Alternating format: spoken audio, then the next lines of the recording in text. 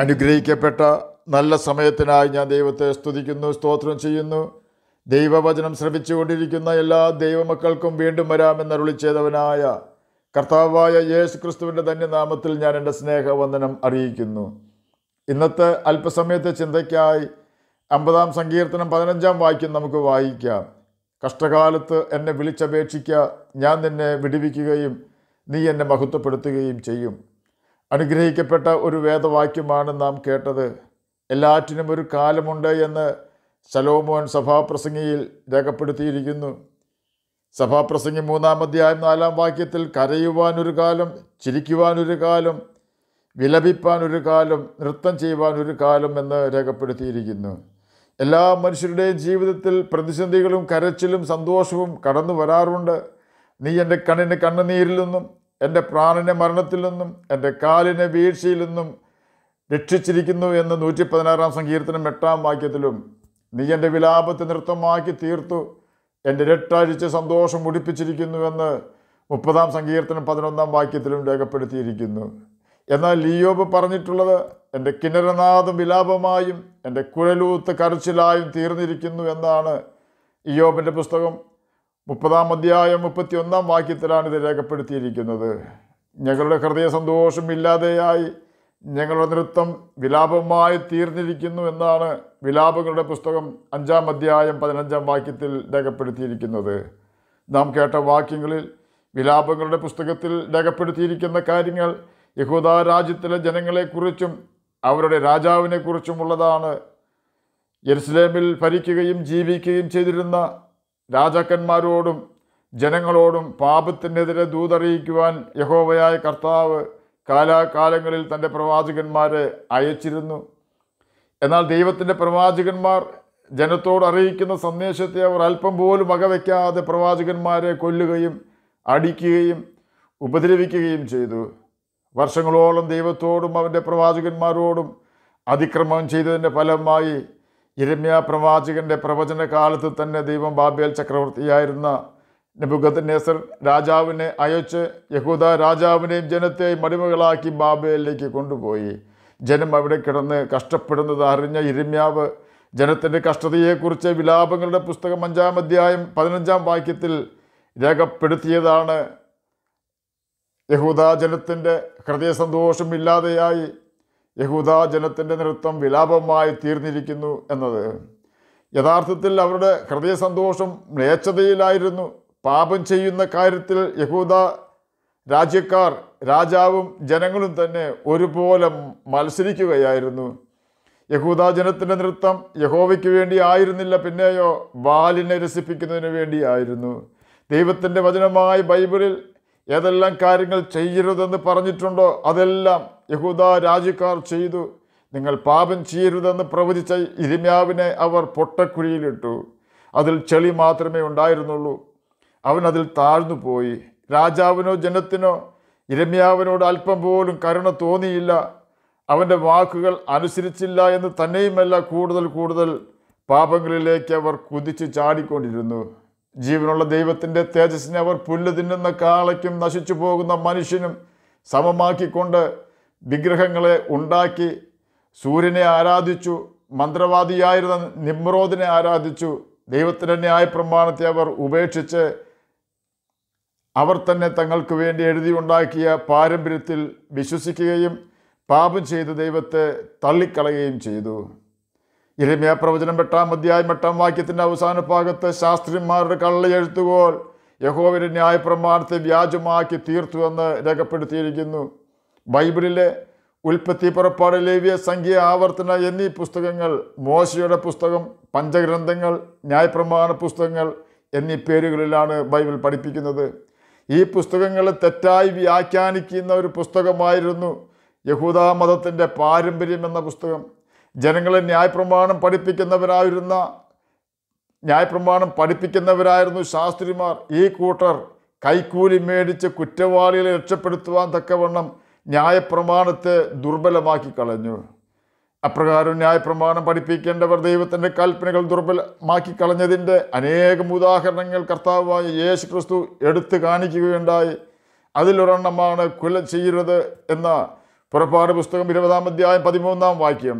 ആരെങ്കിലും കൊല ചെയ്താൽ, പുറപ്പാട് പുസ്തകം 21 അധ്യായം 12-14 വാക്യങ്ങളുടെ അടിസ്ഥാനത്തിൽ അവർ മരണശിക്ഷ അനുഭവിക്കേണ്ടി വരും.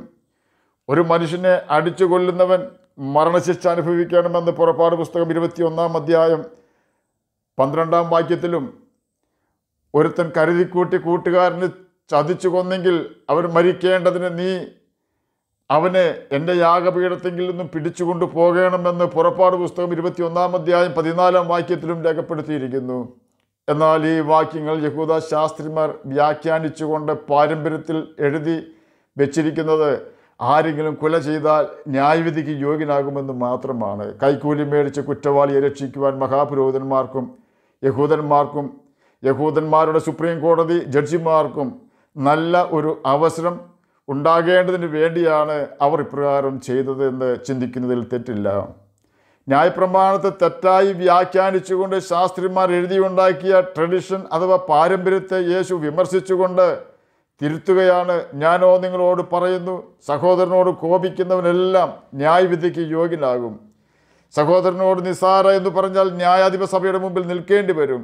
മൂഢ എന്ന് പറഞ്ഞാലോ അഗ്നി നരകത്തിന് യോഗ്യനാകും. മത്തായി എഴുതിയ സുവിശേഷം 5 അധ്യായം 21 മുതൽ 24 വരെയുള്ള വാക്യങ്ങളിൽ ഇതിനെക്കുറിച്ച് രേഖപ്പെടുത്തിയിട്ടുണ്ട്. ഒടുവിൽ ബാബേലിൽ കിടന്നവർ നിലവിളിക്കുകയാണ്. ബാബേൽ രാജാവ് അവരെ പീഡിപ്പിക്കുകയാണ്. എന്നെ കേൾക്കുന്ന പ്രിയ ദൈവമകനെ, ദൈവമകളെ, പാപത്തിൽ നിന്നും രക്ഷ നേടുവാൻ ദൈവം തന്ന അവസരങ്ങൾ നഷ്ടപ്പെടുത്തരുത്. നമ്മെക്കാൾ മിടുക്കന്മാരും മിടുക്കികളുമായി ജീവിക്കുന്നവർ പാപത്തിൽ രസിക്കുന്നത് കാണുമ്പോൾ നാം അവരെ വിട്ട് അകലം പാലിക്കണം. കാരണം നാം മുൻപ് കേട്ടതുപോലെ പാപത്തിൽ സന്തോഷിച്ചവർ നിലവിളിക്കേണ്ടി വരും. പാപത്തിൽ നൃത്തം ചെയ്തവർ തീരാ ദുഃഖത്തിലായത് നാം ഓർക്കണം. ഇന്നല്ലെങ്കിൽ നാളെ നിശ്ചയമായി ദൈവം പാപത്തിന് ശിക്ഷ വിധിക്കുമെന്നതിന് യാതൊരു സംശയമില്ല.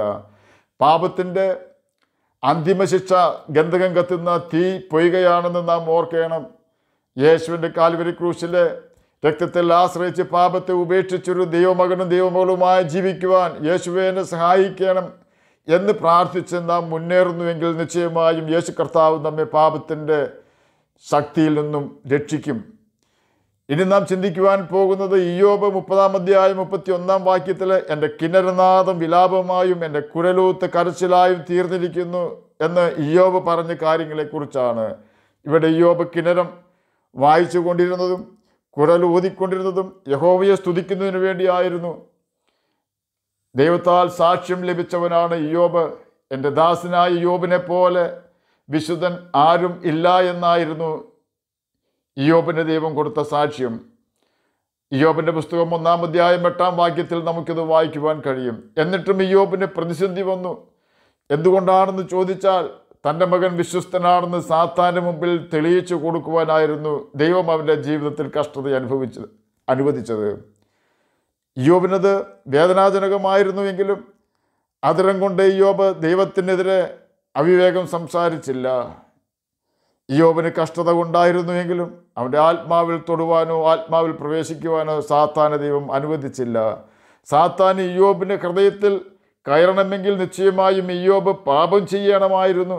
നാം പാപം ചെയ്താൽ മാത്രമേ ദൈവാത്മാവ് നമ്മെ വിട്ടു പോവുകയുള്ളൂ. ഇയ്യോബിൻ്റെ ശരീരത്തിൽ സാത്താൻ ബലപ്രയോഗം നടത്തി. ഇയ്യോബിൻ്റെ വസ്തുവകയിൽ നാശം വരുത്തി. എല്ലാം നഷ്ടപ്പെട്ടുവെങ്കിലും തൻ്റെ ശരീരം പുഴുവരിച്ചു എങ്കിലും ദൈവത്തിൻ്റെ സഹിത്വം അവനുണ്ടായിരുന്നു. അതുകൊണ്ടാണ് പുഴുക്കളെ ഓട്ടിൻ കഷ്ണം കൊണ്ട് കുത്തിച്ചാടിക്കുമ്പോൾ പോലും ഇയ്യോബ് പറഞ്ഞത് എൻ്റെ വീണ്ടെടുപ്പുകാരൻ ജീവിച്ചിരിക്കുന്നു എന്നും അവനൊടുവിൽ പൊടിമേൽ നിൽക്കുമെന്നും ഞാൻ അറിയുന്നു. പുതിയ നിയമത്തിൽ കർത്താവായ യേശു ക്രിസ്തു തൻ്റെ കർത്തൃ പ്രാർത്ഥനയിൽ പരീക്ഷയിൽ നിങ്ങളെ പ്രവേശിപ്പിക്കരുതെന്ന് പ്രാർത്ഥിക്കണമെന്ന് പഠിപ്പിച്ചു. അതിന് കാരണം പത്രോസ് പറഞ്ഞതുപോലെ നാം പറയാതിരിക്കുവാനാണ്. മരിക്കേണ്ടി വന്നാലും ഞാൻ നിന്നെ വിട്ടു പോവുകയില്ല എന്ന് നാം പറയേണ്ടതിന് പകരം കർത്താവെ നിന്നെ ഉപേക്ഷിക്കുവാൻ ഇടവരാതെ എന്നെ സഹായിക്കണമേ എന്നുള്ള പ്രാർത്ഥനയാണ് ഏറെ നല്ലത്. യോബ് ആഗ്രഹിച്ച് നിലവിളിച്ച് പ്രാർത്ഥിച്ചതുപോലെ തന്നെ കർത്താവ് അവനെ ചെയ്തു കൊടുത്തു. യോബിൻ്റെ പുസ്തകം 29 അധ്യായത്തിൽ യോബ് പറയുകയാണ്, അയ്യോ പണ്ടത്തെ നാളുകളിലെ പോലെ ദൈവം എന്നെ കാത്തുപോകുന്ന നാളുകളിലെ പോലെ ഞാൻ ആയെങ്കിൽ കൊള്ളായിരുന്നു. കർത്താവ് അവൻ്റെ പ്രാർത്ഥന പോലെ തന്നെ ചെയ്തുവെന്ന് ഇയ്യോബിൻ്റെ പുസ്തകം 42-ാം അധ്യായം 16-ഉം 17-ഉം വാക്യങ്ങളിൽ കൂടി നമുക്ക് മനസ്സിലാക്കുവാൻ കഴിയും. അതിനുശേഷം ഇയ്യോബ് 140 സംവത്സരം ജീവിച്ചിരുന്നു. അവൻ മക്കളെയും മക്കളുടെ മക്കളെയും 4 തലമുറയോളം കണ്ടു. അങ്ങനെ ഇയ്യോബ് വൃദ്ധനും കാലസമ്പൂർണനുമായി മരിച്ചു. ഇയ്യോബിൻ്റെ പുസ്തകം 42-ാം അധ്യായം 16-ഉം 17-ഉം വാക്യങ്ങളാണ് നാം കേട്ടത്.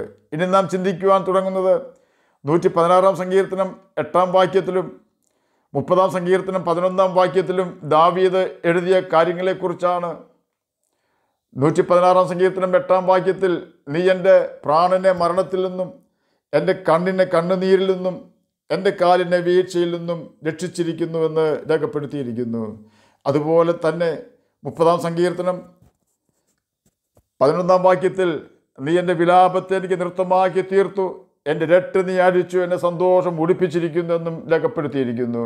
ഈ 2 സങ്കീർത്തനങ്ങളിൽ 30-ാം സങ്കീർത്തനം ദാവീദ് എഴുതിയെന്ന് ശീർഷകത്തിൽ രേഖപ്പെടുത്തിയിരിക്കുന്നു.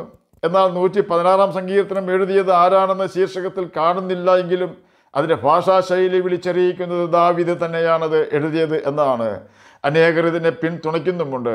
ഈ 2 സങ്കീർത്തനങ്ങളിലും ഭക്തൻ പ്രസ്താവിച്ചിരിക്കുന്ന കാര്യങ്ങൾ ദൈവം തൻ്റെ പ്രാണനെ മരണത്തിൽ നിന്നും കണ്ണിനെ കണ്ണുനീരിൽ നിന്നും കാലിനെ വീഴ്ചയിൽ നിന്നും രക്ഷിച്ചു എന്നതാണ്. ദൈവത്തിൻ്റെ ഈ 3 രക്ഷണ്യ പ്രവൃത്തികൾ മൂലം ഭക്തന് ലഭിച്ച 2 അനുഗ്രഹങ്ങൾ എന്താണെന്ന് 30-ാം സങ്കീർത്തനം 11-ാം വാക്യത്തിൽ രേഖപ്പെടുത്തിയിരിക്കുന്നത് ഇപ്രകാരമാണ്: ഭക്തൻ്റെ വിലാപം മാറിപ്പോയി, അതിനു പകരം യഹോവയുടെ മുമ്പിൽ നൃത്തം വയ്ക്കുവാൻ ഇടവന്നു. രട്ട് മാറി, അതിനു പകരം സന്തോഷം ഒടുക്കുവാൻ ഇടവന്നു. ശൗലിൽ നിന്നുള്ള ദ്രോഹങ്ങൾ മൂലവും അബ്ശലോമിൻ്റെ പ്രവൃത്തികൾ മൂലവും അഹിതോഫലിൻ്റെ ചതിവ് മൂലവും ശിമെയയുടെ ശാപങ്ങൾ മൂലവും ദാവീദ് വളരെയധികം കഷ്ടതയിലും സങ്കടത്തിലും ആയി തീർന്നിട്ടുണ്ട്. മരണത്തെ മുഖാമുഖം കണ്ടിട്ടുണ്ട്. തൻ്റെ സ്നേഹിതന്മാർ തന്നെ കല്ലെറിയുവാൻ സിഗ്ലാഗിൽ വെച്ച് ഇടയായിട്ടുണ്ട്. കല്ലെറിയുവാൻ തുടങ്ങി. ഈ കാര്യങ്ങളെല്ലാം താൻ രാജാവാകുന്നതിന് മുമ്പും അതിന് ശേഷവുമായിരുന്നു. ബത്ശേബയോടുള്ള ബന്ധത്തിൽ ഊരിയാവിനെ വാൾ കൊണ്ട് കൊല്ലിച്ചതിന് ശേഷം താൻ ചെയ്യിച്ച കൊലപാതകവും താൻ ചെയ്ത വ്യഭിചാരവും മൂലം താൻ കൊല്ലപ്പെടുകയും നിത്യനരകത്തിൽ വീഴുകയും ചെയ്യുമായിരുന്ന സ്ഥാനത്ത് ദൈവം അവനെ നിത്യനരകത്തിൽ നിന്നും അവിടെയുള്ള കരച്ചിൽ നിന്നും ഭൂമിയിൽ ജീവിച്ചിരുന്നപ്പോൾ ഉള്ള രട്ടിൽ നിന്നും കരച്ചിൽ നിന്നും നിത്യനാശത്തിൽ നിന്നും വീണ്ടെടുത്തു. ദൈവം വെറുക്കുന്ന പാപങ്ങളിൽ നിന്നും ദൈവം തന്നെ രക്ഷിച്ചു. അഹിതോഫൽ തന്നെ തകർക്കുവാനായി തൻ്റെ മകനെ സ്വാധീനിച്ചപ്പോൾ ദൈവം അത് ദാവീദിനെ അറിയിക്കുകയും ദാവീദ് ദൈവത്തോട് പ്രാർത്ഥിച്ചപ്പോൾ ദൈവം അഹിതോഫലിൻ്റെ ആലോചന അബദ്ധമാക്കി തീർക്കുകയും ചെയ്തു.